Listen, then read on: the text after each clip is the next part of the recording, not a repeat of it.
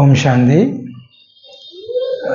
இன்னைக்கு நம்ம ஒரு பிரம்மகுமாரிகள் இயக்கத்தினுடைய இன்னொரு பட விளக்கம் பற்றி பார்க்க போகிறோம். நறுக்கில் இந்த பட விளக்கம் தான் இன்னைக்கு நம்ம பார்க்க போகிற டாபிக் வீடியோ இதான். சரியா, நம்ம ரெகுலராக நம்ம பிரம்மகுமாரி இயக்கத்தினுடைய அந்த 7 days கோர்ஸ் முடிந்து அதுக்கு பிறகு இன்னும் நிறைய பட விளக்கங்கள் பிரம்மகுமாரிகள் இயக்கத்தில் வச்சுருக்குறாங்க. அந்த பட விளக்கத்தையும் நம்ம இப்போ டே பை டே நம்ம பார்த்துட்டு தான் இருக்கிறோம். தினம் ஒரு வீடியோ கொடுத்துட்டு தான் இருக்கிறோம். இருந்தாலும் அது கொஞ்சம் நாலேஜ்ஃபுல்லான ஒரு வீடியோ நம்ம கொஞ்சம் எடிட்டிங் சிஸ்டத்தில் வச்சு பண்ணுறதுனால ஒரு நாள் விட்டு தான் ஒரு நாள் இந்த 7 days கோர்ஸுக்கான அந்த பட விளக்கங்கள் அப்லோட் பண்ணிகிட்ருக்குறோம், வீடியோ ரெக்கார்ட் பண்ணி. இன்றைக்கி ஒரு வித்தியாசமான ஒரு தலைப்போடு தான் நம்ம இன்றைக்கி பேச போகிறோம். இந்த பட விளக்கம் பிரம்மகுமாரிகள் இயக்கத்தில் நார்மலாக நம்ம பேசக்கூடிய ஒரு விஷயம்தான். அது ஒரு படமாக காட்டுறது கொஞ்சம் புரியும் அப்படிங்கிறதுக்காக தான் ஒரு படமாக காட்டியிருக்கிறாங்க.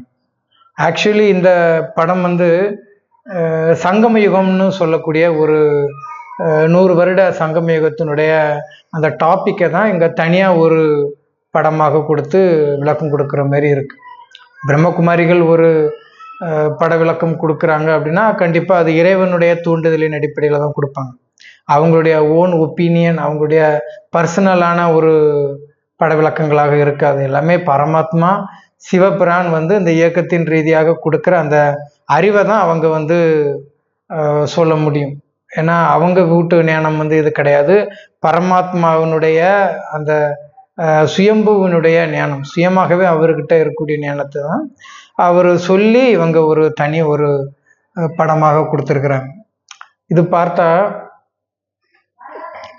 என்ன இருக்கு பாருங்க, இந்த 100 வருட சங்கம யுகம்னு சொல்லிட்டு இது ஒரு 100 வருடம் மகா சங்கம யுகம்னு அப்போ பாபாவும் கடவுளும் பிரம்மகுமாரிகளாகிய நாமளும் டைரக்டாக அவரை மீட் பண்ணுற ஒரு யுகம்.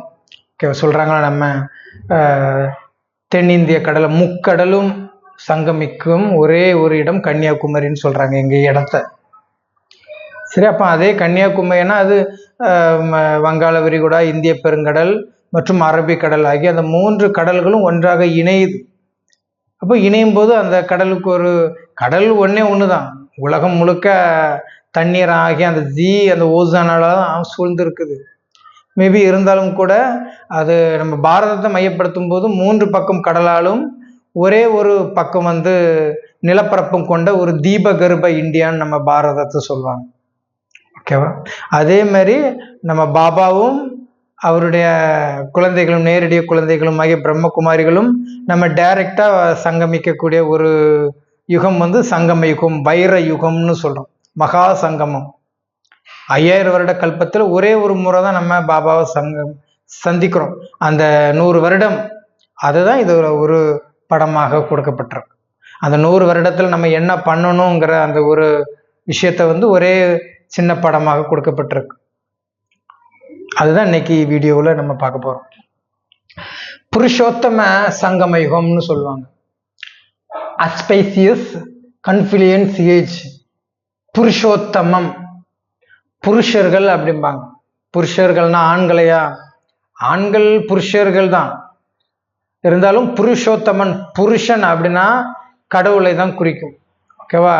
அந்த உயர்ந்த குணம் கொண்டவர்கள் அப்படின்னு சொல்லிட்டு, அந்த உயர்ந்த குணம் கொண்ட அந்த உயர்குடி யாரு அப்படின்னா அவர் பரமாத்மா தந்தை சிவனாக தான் இருப்பார், வேற யாருமாக இருக்க முடியாது. ஏன்னா அவர் தான் அப்போ அழுக்கற்றவர். மற்றவர்கள் கூட அழுக்களை இந்த சங்கமயுகத்தில் தூய்மையாகி சத்தியுகம் சென்றாலும் சதா தூய்மை தன்மையை கடைபிடிக்கக்கூடியவர் அவர் தந்தை சிவபிரான் ஒருவர் தான், வேற யாரும் கிடையாது. சரியா? நீங்க பைபிள் எடுத்துக்கிட்டாலும் இந்த புருஷன்ங்கிற வார்த்தைகள் வரும். இயேசு கிறிஸ்து மலை பிரசங்கத்தோட நிறைய பேர் பசியோடு இருக்கும்போது அவர் பார்த்தீங்கன்னா அந்த 3000 புருஷர்களுக்கும் 4000 ஸ்திரீகளுக்கும் உணவளித்தாருன்னு சொல்லிட்டு அந்த உயர்ந்தவர்களை தான் புருஷர்னு சொல்றாங்க. அப்போ அந்த உயர்ந்த குடி கொண்டவர் அந்த இறைவன் தான், அவர் தான் புருஷமன் சொல்றார். அந்த புருஷன் ஆகிய அந்த பரமாத்மா சிவபிரான் நம்மளை சந்திக்கும் அந்த ஒரு யுகத்தை தான் புருஷோத்தமா சங்கமயுகம்னு சொல்றோம். அவரும் புருஷோத்தமன், அவரும் புருஷன், நம்மளே அவருக்கு சமமான ஒரு புருஷனாக மாத்துறார். அதுக்காக இந்த கணவன் மனைவி உறவுகள்ல சொல்ற அந்த புருஷன், அந்த திருமணமான புருஷனை யாரும் சொல்லல. இது பரமாத்மாவுக்கும் பிரம்மகுமாரிகளுக்கும் அவருடைய நேரடி குழந்தைகள், அவர் கொடுக்கிற அந்த ஞானத்தை எடுக்கக்கூடிய குழந்தைகளை தான் புருஷன் சொல்றாங்க. சரியா? அப்போ இந்த யுகத்துல அதான் நான் சொன்னது போல முதல்ல அந்த சங்கம யுகம், அந்த 100 வருட சங்கம யுகத்தில் நடக்கிற பார்ட்டை தான் இதுல ஒரு பட விளக்கங்களாக கொடுக்கறாங்க. இதுல நரகம் போடப்பட்டிருக்கு, இதுல சொர்க்கம் ஹெவன் போடப்பட்டிருக்கு. அப்போ இந்த நரகத்துல இருந்து நம்ம அழியாத ருத்ரஞான யஜ்யம் ஸ்தாபனை 1937 அந்த ஞானம் மற்றும் யோக அக்னியில நம்ம என்ன பண்ணும், அந்த விகாரங்களை நம்ம எரிக்கும். இந்த 100 வருட சங்கம யுகத்துல பாபா சிவபிரான் நம்மளை சந்திக்க வராரு அப்படின்னா, அவர் சந்திக்கிற அந்த டைம்ல நம்ம என்ன பண்ணணும், அவருடைய ஞானம் அக்னியின் மூலமாக, அவருடைய யோக அக்னியின் மூலமாக நம்ம என்ன பண்ணணும், அந்த விகாரங்களை நம்ம எரிக்கணும். அதுதான் இங்க ஒரு அக்னியில எரிக்கிறது போல இருக்கும். இந்த அக்னியை நம்ம நிறைய இடங்களை பார்த்துருப்போம். குறிப்பா சபரிமலை ஐயப்ப சாமி கோயில்ல அந்த மண்டல பூஜை, கன்னி பூஜை, அந்த ஆரம்ப பூஜை, கடைசி பூஜைகள்லாம் பாருங்க அக்னி ஆளி மாரி வச்சிருப்பாங்க. அது மட்டும் கிடையாது, நிறைய கோயில் குளங்கள்ல கும்பாபிஷேகம்னு சொல்லிட்டு அக்னியில போட்டு அவர் ஐயங்கார ஆளுங்களை வச்சு ஓம குண்டலத்துல ஓதிக்கினே இருப்பாங்க. அப்போ அதுக்கு என்ன காரணங்கள் அப்படின்னா, அந்த புது வருகை, புது பிடிமானம் நம்ம வாழ்க்கையில புது பிரகாசமான ஒரு சூழ்நிலைகளை உருவாக்குறதுக்கு தான் இந்த ஓமகுண்டம், இந்த அக்னி முறைகளை வைக்கிறாங்க. ஓகேவா? அக்னியில எல்லாத்தையும் எரிக்கணும். ஹோலி பண்டிகைகளுக்கு எல்லாத்தையும் போட்டு வட மாநிலத்தில் எரிக்கிறாங்கல்ல, ஹாப்பி ஹோலி ஹாப்பி ஹோலின்னு சொல்லிட்டு பழையச எரிச்சு புது வாழ்க்கை நமக்கு இதுக்கு பிறகு வரும்னு சொல்லிட்டு அந்த அக்னிகளை அவங்க எரிக்கிறாங்க. புது வீடு புது மனை புகு விழாவிலுமே அதை பண்றாங்க. புதுசா வீடு கட்டுறவங்க என்ன பண்றாங்க, இதே அக்னியில போட்டு எரிச்சுக்கிட்டு இருப்பாங்க. அதே போல திருமணம் ஆகக்கூடியவர்களும் அக்னி, நிறைய இடங்கள்ல அந்த அக்னி முறைகளை யூஸ் பண்றாங்க. அப்போ இந்த அக்னி முறைகளுக்கு என்ன அர்த்தமா இருக்கும் அப்படின்னா, தன்னுடைய வாழ்க்கையை இதுக்கு பிறகு புதுசாக நம்ம உருவாக்கணுங்கிறதுக்காக தான் எல்லா இடங்களுமே இது ஒரு சடங்கு முறையாவே கொண்டு வந்துட்டாங்க. ஓகேவா? ஒரு கடை திறப்பு விழாவுக்கும் பார்த்தீங்கன்னா அதுக்கு ஒரு அக்னி மாரி வச்சு ஒரு பொங்கல் மாரி வச்சு பண்ணிக்கிறாங்க. அப்போ இந்த முறைகள் கடைபிடிக்கப்படுறது தன் வாழ்க்கையை புதுவிதமாக உருவாக்குறதுக்காக. அதுதான் அங்க சொல்லப்பட்டிருக்கு. ஞானம் மற்றும் யோக அக்னியின் மூலமாக எல்லாத்தையுமே நம்ம எரிக்கிறோம்.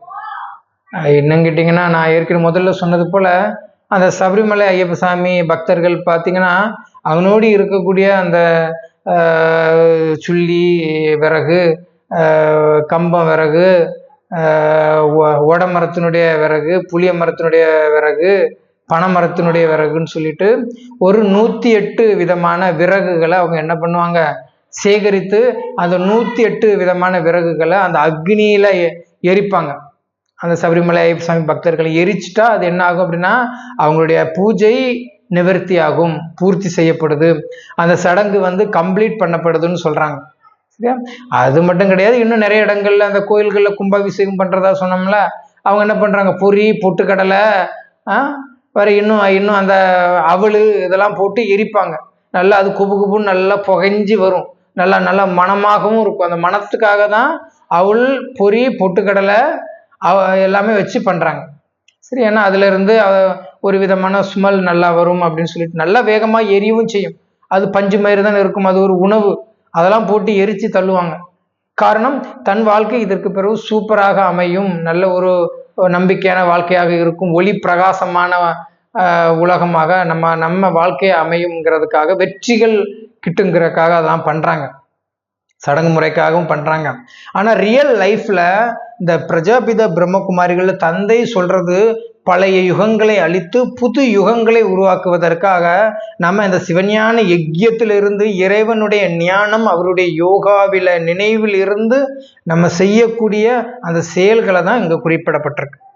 பக்தியில சடங்கு முறை பண்றவங்க அவங்களுக்கு எது சரின்னு படுமோ அதை செஞ்சுட்டு போறாங்க, அதை விட்டுருவோம். நம்ம ஞானத்துல இருந்து பிரம்மகுமாரிகள் ரீதியாக இறைவனுக்கு கொடுக்கக்கூடியது இதுதான். அப்ப அதுல எரியக்கூடியது என்ன அப்படின்னா, பிரம்மகுமாரிகள் ரீதியாக காம, குரோத, மோக, லோக, அகங்காரங்கள். அப்போ அந்த காமம், கோபம், பற்று, அகங்காரம், பேராசை, அப்போ லஸ்ட், கிரீடு, ஆங்கர், ஈகோ, எல்லாமே என்ன பண்ணணும், நம்ம எரிச்சு சாம்பலாக்கி போடணும். அதுக்கு தான் என்ன பண்றாங்க அப்படின்னா, இங்க அந்த சிவஞான யஜ்யத்தை யோகா அந்த பாபாவுடைய சிவஞானத்துல இருந்து நம்ம இருக்கணுங்கிறத சிம்பாலிக்க காட்டுறாங்க. அதான் ஒரு ஆணும் பெண்ணும் உட்கார்ந்து இருந்து என்ன பண்றாங்க, அவங்களுடைய அசுர குணங்களை அவங்க போட்டு எரிக்கிறாங்க. அப்படி எரிச்சா என்ன ஆகும், அந்த கலியுக நரகத்திலிருந்து நமக்கு என்ன கிடைக்கும், சத்திய யுகமாகி அந்த சொர்க்கத்திற்கான விஷயங்கள் நமக்கு கிடைக்கும். வேதங்கள்லாம் பார்த்தீங்கன்னா இதெல்லாம் போட்டு பண்ணிட்டா இருக்கிறாங்க. நிறைய மதங்கள் இருக்கு, இந்துயிசம் இருக்கு, கிறிஸ்டியானிட்டி இருக்கு, இஸ்லாம் முஸ்லீம்கள்லாம் இருக்கிறாங்க. அவங்களாம் என்ன பண்ணிட்டு இருக்கிறாங்க, பிடிச்சி வச்சு இப்படி எரிச்சுட்டா இருக்கிறாங்க. காமத்தை எரிச்சாங்க, கோபத்தை எரிச்சாங்களா, அகங்காரத்தை எரிச்சாங்களா? எதுவுமே அவங்க எரிக்கிறது இல்லை. ஏன் அவங்க எரிக்கிறது இல்லைன்னா, இந்து மதங்கள்ல இருக்கிற மாதிரி தான். நீங்க என்ன பண்ணாலும் போதும், நீங்க சர்ச்சுக்கு வாங்க, நீங்க நார்மல் கோயிலுக்கு போங்கன்னு தானே நம்ம இந்து மதமும் கிறிஸ்டியானிட்டியும் இருக்கு. அதே மாதிரிதான் எல்லா மதங்களுமே இருக்கு. நமக்கு கண்ணுக்கு தெரிந்த வரைக்கும் சரி, தெரியாத மதங்களுமே அப்படிதான் இருக்கு. நீங்க அதை ரெகுலரா ஃபாலோ பண்ணணும். புக்குன்னு ஒன்று கையில கொடுப்பாங்க, அதை நீங்க படிச்சாலும் சரி படிக்காட்டாலும் சரி, எக்ஸாமும் வைப்பாங்க, அதுக்குன்னு ப்ரைஸ் கொடுப்பாங்க. ஏன்னா நான் 2 வருஷம் கிறிஸ்தவனாக சிங்கப்பூர்ல இருக்கும்போது அப்படிதான் பாத்தீங்கன்னா, நம்ம சர்ச்சுக்கு போகும்போது பாத்தீங்கன்னா நமக்கு எக்ஸாம் வைப்பாங்க. பழைய கிறிஸ்தவர்கள்லாம் ஒரு கரையில உட்கார்ந்துப்பாங்க. புதுசா கிறிஸ்தவனாக ஆகுறாங்களே, இந்துயிசம் இருந்து மற்ற ரிலீஜன்ல இருந்து அவங்களுக்கு முக்கியத்துவம் இருக்கும். எனக்கு பிரைஸ் எல்லாம் கொடுத்துருக்குறாங்க.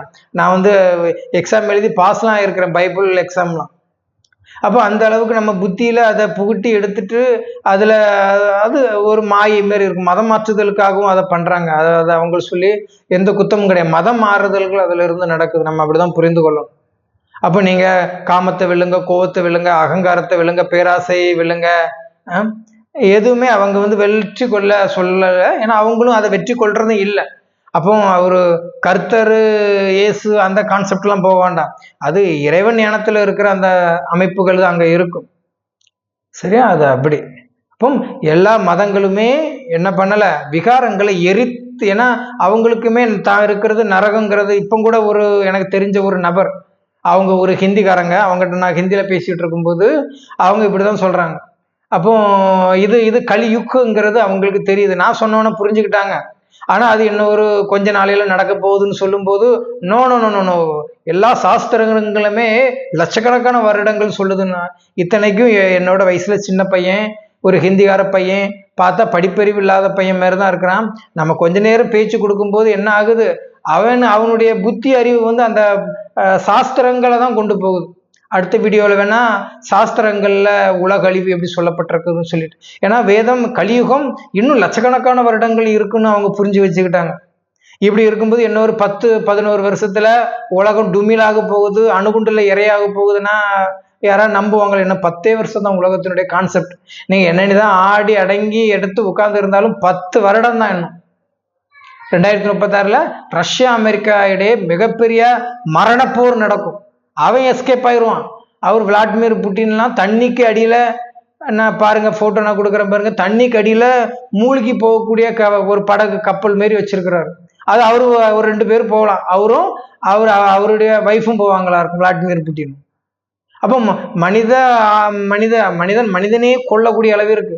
ஏன்னா ரஷ்யாவுக்கும் அமெரிக்காவுக்கும் சண்டை வர்றது நாட்டுக்கும் வர்ற சண்டை மாரி இவனுங்க புரிஞ்சுக்கிட்டானுங்க. ஆனா அப்படி கிடையாது. 2 நாட்டினுடைய பிரதமருக்கு மண்டை கோளாறு, மண்டச்சீக்கு. அவங்க 2 பேருக்கு வர்ற சண்டையால பாமர மக்கள் என்ன பண்ணுவாங்க? ஆனா கலியுகம் இந்த டைம்ல அழியும் என்பது நிச்சயிக்கப்பட்டது. ஓகேவா? பழைய எண்ண கழிதலும் புதிய எண்ண புகுதலும் இயற்கையின் மரபு, அது மாற்றவே முடியாது. இப்போ உலகம் அழிஞ்சே ஆகுங்கிறத பாபா சிம்பாலிக்கா நமக்கு சொல்லி கொடுக்குறாரு. அவ்வளவு, வேற ஒண்ணும் இல்லை.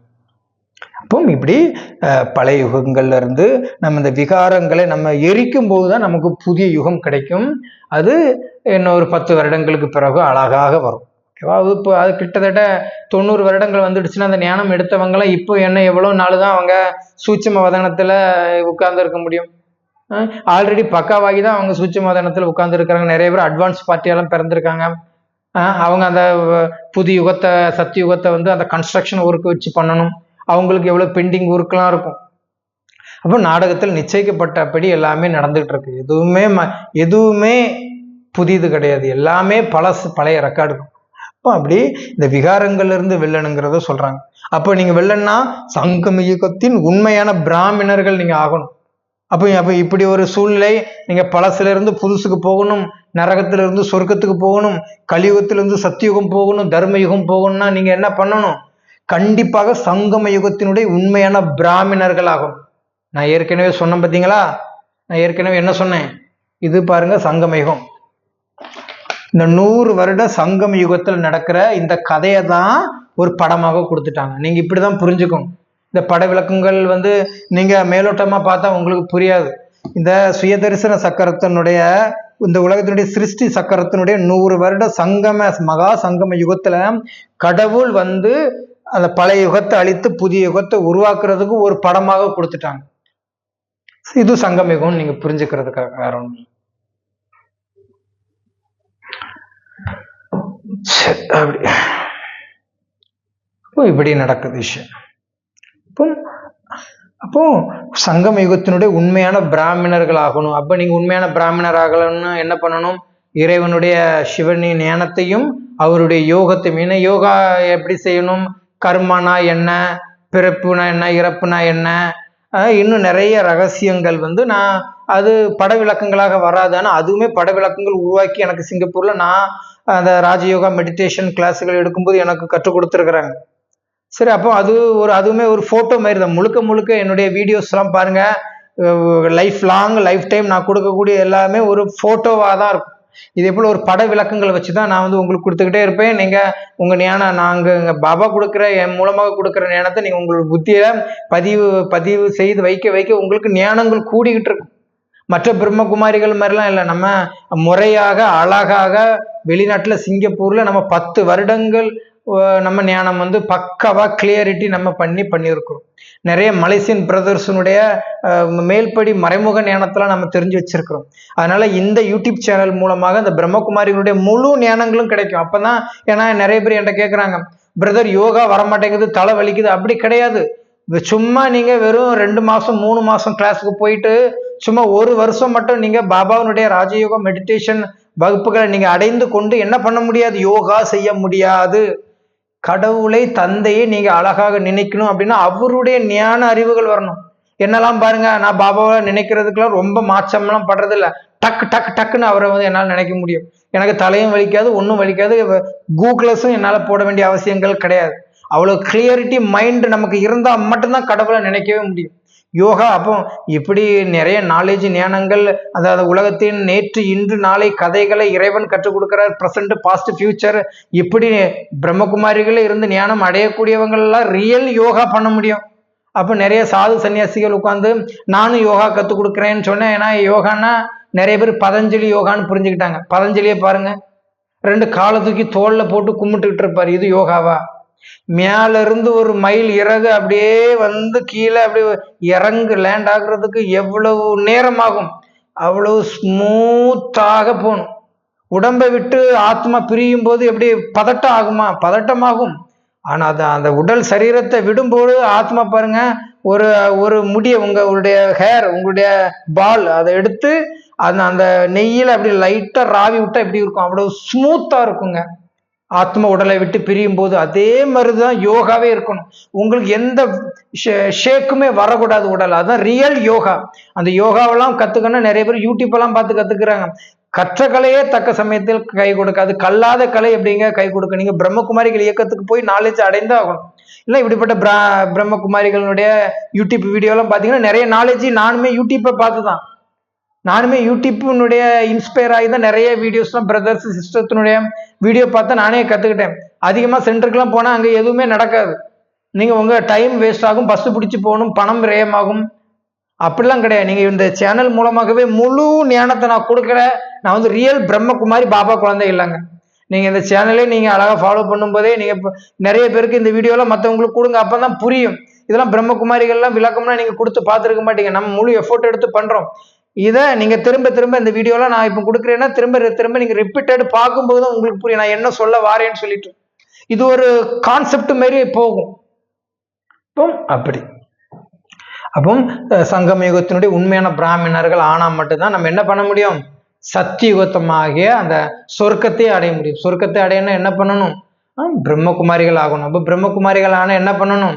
பாபாவுடைய அந்த கடவுளுங்க. பாபாங்கிறது இந்த நிறைய சத்யா பாபா, சீரடி சாய் பாபா, ஏன்னா வாயில ஏதோ ஒரு அலுமினிய லிங்கத்தை எடுத்தார்ல, பித்தளை லிங்கத்தை எடுத்தார்ல, வாயிலிருந்து லிங்கத்தை எடுக்கிறதுக்கு என்ன அர்த்தமா? பிரம்மகுமாரிகள்ல வாயை திறந்தாலே சிவனுடைய ஞானம் ஊத்தணும், அதுதான் வாயிலிருந்து லிங்கம் எடுக்கிறதுக்கான அர்த்தம்.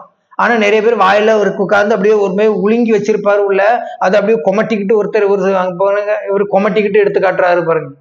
இது என்ன? வாயில இருந்து சிவனுடைய ஞானத்தை ஊத்தி வெளியே எடுத்து காட்டுறது, அதெல்லாம் அங்க ஞானத்துல தந்தை கொடுக்கிறாரு. ஆனா இவர் வாயிலுக்குள்ள எப்பவும் முழுங்கி வச்சிருக்காரு. அப்படியே நினைக்கும் போதுலாம் அப்படியே வாந்தி எடுத்து உங்ககிட்ட லிங்கத்தை காட்டுவாரு, நீங்க பார்க்க வேண்டியது. கேட்டா அவரு சாமியாரும் பாரு. அது சாது சந்நியாச முறைகள் அப்படிதான் இருக்கு. நம்ம அவங்களுக்கு குறை சொல்ல விருப்பப்படல. ரியல் ஞானம் பிரம்மகுமாரிகளே பெஸ்ட். அவங்களுக்கு தான் உலகத்தின் சரித்திர பூலோகங்கள் அவங்க ஒருத்தங்களுக்கு மட்டும்தான் தெரியும். அந்த குரூப் ஆஃப் பீப்புளுக்கு மட்டும் தெரியும், மற்றவர்களுக்கு தெரியவே தெரியாது.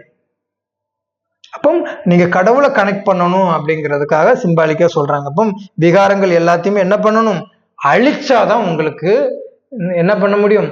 சொர்க்கம் போக முடியும். அப்போ இது ஒரு சின்ன ஒரு ஷார்ட் ஒரு கான்செப்ட் மாதிரி தான் காட்டுறாங்க.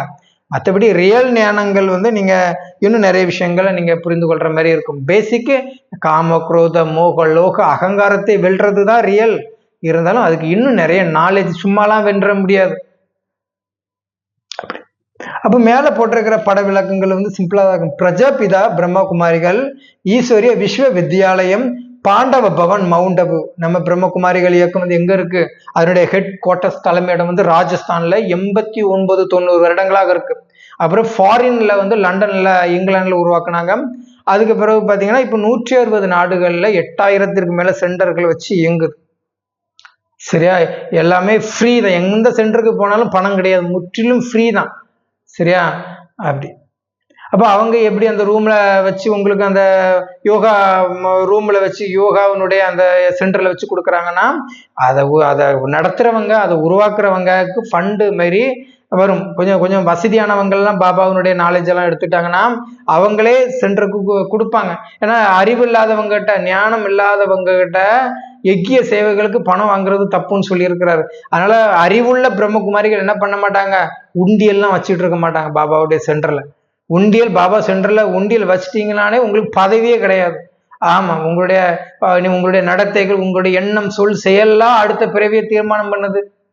அப்படி அப்போ பாத்தீங்கன்னா இது நம்ம பிரம்மகுமாரிகள் இயக்கத்தினுடைய ஒரு ஹெட் குவார்டர்ஸ். நிறைய பில்டிங். நீங்க ராஜஸ்தான்லாம் நீங்க போய் அந்த மதுபன் மலை மேலாம் போய் பாபாவுடைய மீட்லாம் நீங்க அட்டன் பண்ணும்போது நீங்க அந்த இதுக்கு போகிற மாதிரி இருக்கும். பாப் தாதா மிலனுக்கு போற மாதிரிலாம் இருக்கும்.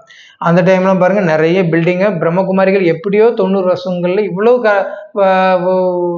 கட்டட கன்ஸ்ட்ரக்ஷன்களை உருவாக்கி இருக்கிறாங்க. அவ்வளவுமே ஃபண்டுல வந்ததுதான். பெரிய பெரிய செல்வந்தர்கள் அவங்க நன்மை அடைந்து கொடுத்தது.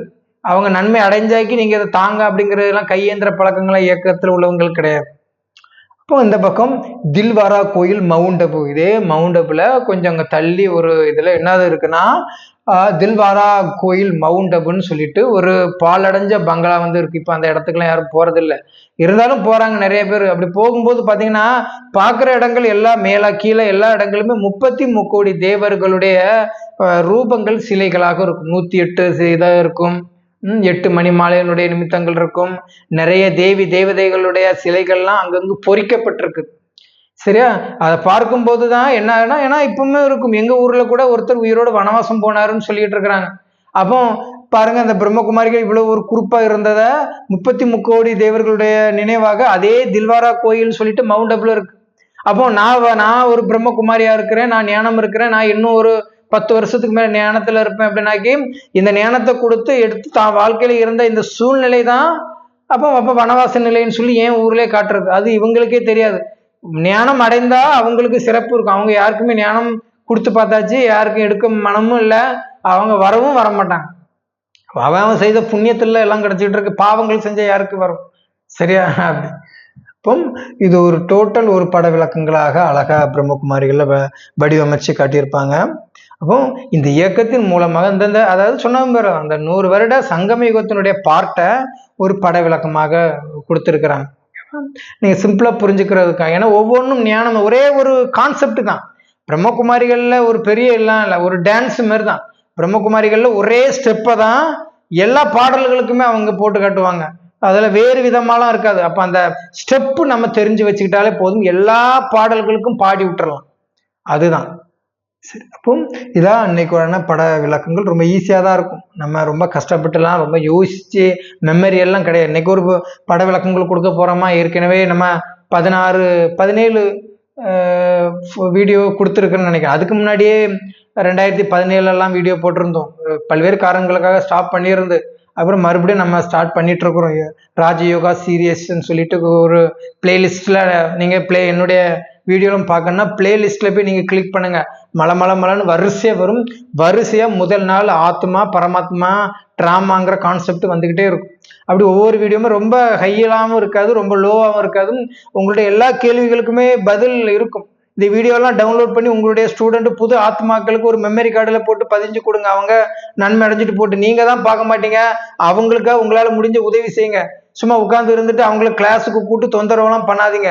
இல்லை நீங்களாவது இப்படிப்பட்ட வீடியோக்களை போட்டு அவங்களுக்கு இதை ஒரு மெமரி கார்டு மாதிரி கொடுங்க, அவங்களாவது உங்கள் வீடியோ பார்க்கட்டும். அவங்களுக்கு இப்படி தான். ஏன்னா பாபா எல்லாருக்குமே 100 வருட ஞானம்னு சொல்கிறாரு. அப்போ நம்ம உட்காந்து இருந்துட்டு எவ்வளோ நேரம் தான் அவங்கக்கிட்ட பெனாப்திட்டு இருக்க முடியும்? நானுமே பெனாப்திலாம் பார்த்தேன். அது யாருக்குமே சரியா ஏறவே மாட்டேங்குது. சரி, நம்ம வேற ஒரு சிலரை பார்க்கறதுக்கு முன்ன விட எல்லாருக்கும் பார்க்கணும். ஒருத்தருக்கு ஃபிஷிங் பண்ணா நல்லா இருக்குமா? ஒரு பெரிய என்ன பண்ணணும், தூண்டலுக்கு பதிலாக வலையை விரிச்சாதானே எல்லாரும் வருவாங்க. அப்படி ஒரு பெரிய ஒரு வலையாதான் யூடியூப்ல விரிக்க ட்ரை பண்ணிட்டு இருக்கு. பாபா அதை நல்லாக சக்சஸ் பண்ணி வைப்பாரு. எல்லாருக்குமே நாலேஜ் கொடுக்கணுங்கிறக்காக தான் பண்றோம். இந்த வீடியோ உங்களுக்கு புரியலைன்னா திரும்ப ரிப்பீட்டட் பாருங்க. இன்னும் நிறைய நாலேஜ் இந்த ஒரே வீடியோவிலே நீங்க பார்த்து தெரிந்து கொள்ளலாம். சிம்பிளா தான் இருக்கும். திரும்ப வரும்போது உங்களுக்கு கான்செப்ட் எல்லாமே புரியும். இது சங்கமயுகம் 100 வருஷத்துல நான் காட்டினது போல இதை காட்டுறாங்க. ஓகேவா? இன்னைக்கான வீடியோ பதிவு இதுதான். அடுத்த வீடியோவில் வேற ஒரு இதே மாதிரி ஒரு பட விளக்கங்களோட இன்னும் ஒரு 5 பட விளக்கங்கள் பிரம்மகுமாரிகள் ரீதியாக பாக்கி இருக்கு. 7 days கோர்ஸ் புக்கில் வருது. அப்போ அதையும் இதே போல் ஒவ்வொரு டாப்பிக்காக வச்சு கொடுத்துட்டு அதுக்கு பிறகு நம்ம அந்த ஆத்மானா என்ன, கருமானா, ஆத்மா சொல்லியாச்சு, கருமானா என்ன, அதுக்கு பிறகு பார்த்தீங்கன்னா இன்னும் நிறைய விஷயங்கள்லாம் இருக்குது. நம்ம யோகாலாம் போடுவோம், யோகா பண்ணுவோம்.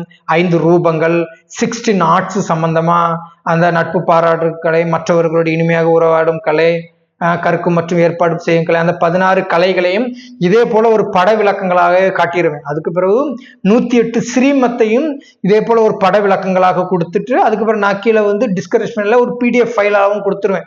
சரியா? உங்களுக்கு ஒவ்வொரு விளக்கங்கள் பெருசா 108 ஸ்ரீமத்துல கொடுக்குற மாதிரி இருக்காது. அதுக்கப்புறம் 1008 ஸ்ரீமத்து மாதிரியும் நிறைய கொடுக்கலாம். ஓகேவா? அதுக்கு பிறகு அந்த நான் ஏற்கனவே சொன்னது போல அந்த 5 ரூபங்கள் சுற்றுறது, அனாதி, ஆதி, அதுக்கு பிறகு பக்தி, நம்ம ஃபரிஸ்தா ரூபங்கள், அதெல்லாம் வச்சு நம்ம ஒரு 5 ரூபங்கள் உண்டு. அதையும் ஒரு வீடியோ பதிவு மாரி நம்ம கொடுப்போம். எல்லாமே மேல்படி ஞானங்கள். நீங்க அதான் சொன்னேன், நிறைய பேர் யோகாவே வரமாட்டேங்குதுன்னு. சும்மா யோகா கத்துக்கணும் வந்தாய்க்கு ஒன்றும் கிடைக்காது. லட்சியம் எதை நோக்கியது, நீங்க என்ன உணர்ந்திருக்கிறீங்கன்னு உணர்ந்தாலாம் அவரை நினைக்க முடியும். யோகா கத்துக்கணும் நம்ம வரும்போது சும்மா உட்காந்து யோகா செஞ்சுட்டு போறதுக்கா? இறைவனை நினைப்பதுதான் ரியல் யோகா. அந்த இறைவனை நினைக்க தான் உங்க இவ்வளவு நாலேஜ் நீங்க எடுக்க வேண்டியிருக்கு. அப்ப இவ்வளவு நாலேஜ் நீங்க எடுத்ததான் இறைவனே நினைக்க முடியும். அவர் அழகா கனெக்ட் பண்ணுவார். இல்லைன்னா அவரு உங்களுக்கு டாட்டா காட்டிட்டு போயிடுவாரு. சரி, நம்ம அடுத்து வேற ஒரு வீடியோ பதிவுல நம்ம மறுபடியும் சந்திப்போம். ஓம் சாந்தி.